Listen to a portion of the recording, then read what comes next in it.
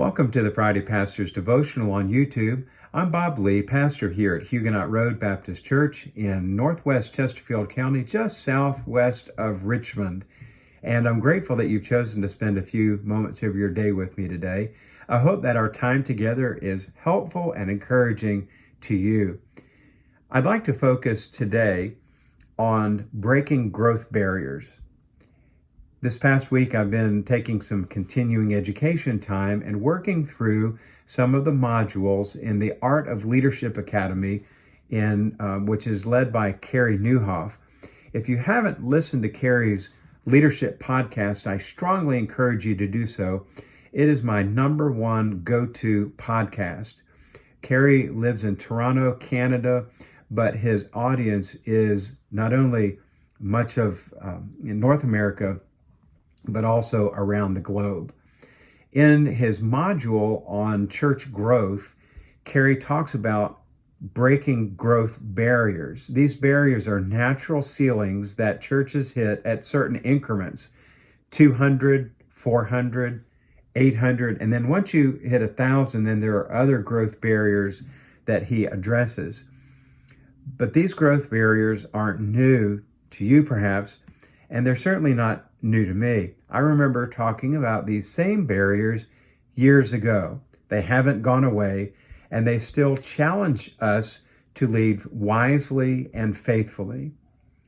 One of the barriers that Carey talked about this week really hit home with me, though, and that barrier is this: the barrier that we need to know everybody. Years ago at my former church, we were considering adding a second worship service. And I remember one of the comments that people made was that, well, if we have two services, then I won't know who's at the other service. I won't know whether they were in church or not.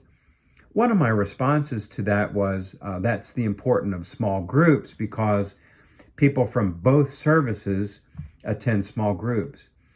But from the pastor's side, I have felt the weight of this too. This need to know everybody and personally handle all of the care, especially pastoral care. And what can happen when both the congregation, the need to know everybody, and the pastor, the need to care for everybody, these can unintentionally place a lid on the church, keeping it a manageable size where everyone knows everyone and where the pastor has the tendency to do everything. But here's the problem. This is neither sustainable nor is it biblical. It is not God's design. In fact, Jesus said in Matthew 28:19, part of the Great Commission, he said, "Go therefore, make disciples of all nations." That is not a call that manages. It is a call that multiplies. Our mission is multiplication, not management, and certainly not maintenance. Carey said something in his module on church growth that really stuck with me, and I felt compelled to share it with you this week. He said, quote, "We can't know everybody, but everybody should be known." Again, we can't know everybody, but everybody should be known. That's very important. That's biblical.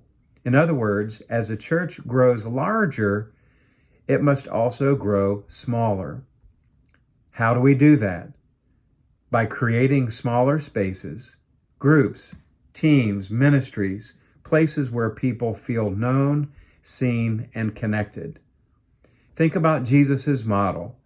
He certainly had the 120, the 72, but he also had the 12, the 3, and the 1, meaning the 12 disciples, the 3 key disciples, Peter, James, and John, and the 1, his closest disciple, Peter. And we also know that Jesus sent his followers out 2 by 2. He sent them in small groups. He did not try to do all the work himself.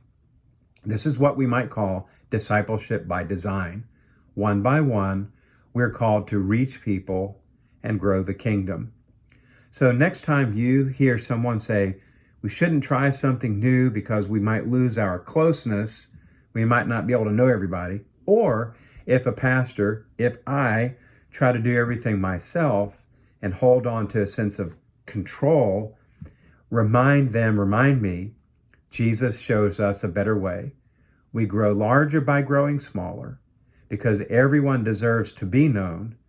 And that's one of the ways that a church breaks through its barriers.